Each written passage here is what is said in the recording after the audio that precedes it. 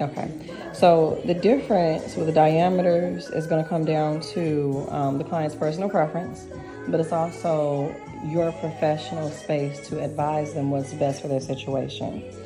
If someone shows you a picture and they have like a lot of thickness, a lot of volume in this picture, and that's their desire, then you want to go with a thinner lock. Specifically because look at this here. If we're dealing with spacing, and I'm putting this on my arm against my arm so this kind of acts like a scalp, because people are concerned with like the scalpy look. So furthest to the left, the blonde locks, those are a 2.5 millimeter. The locks in the middle are 1.5 millimeter. The locks on the end are a 1 millimeter. So when you're thinking of coverage, a lot of people think like, let me go with the bigger lock.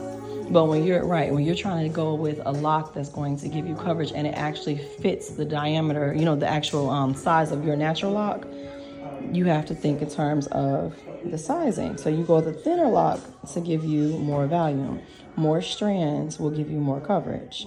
So if I was to pinch these locks, the bundle, you'll see that it's the same thickness.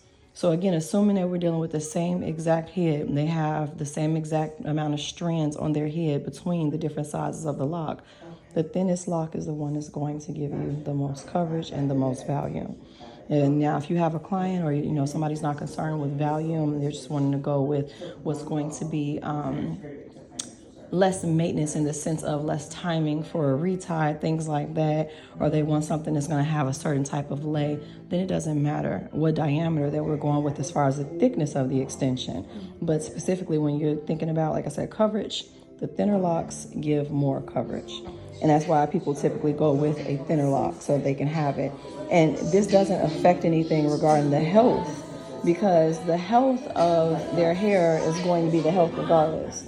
People lose locks when they have thick locks. They lose locks when they have thin locks. It's more so about the upkeep and the way that you're maintaining your hair and keeping it healthy. So that's a whole different conversation. But specific to volume, the thinner that the lock is, it builds more volume. Do me a favor, pinch the bundle just so that we can see, okay? And pinch this bundle. Pinch this bundle. They all do feel the same. Same volume, or as far as the same thickness of hair that we would be dealing with, but it's all in the appearance.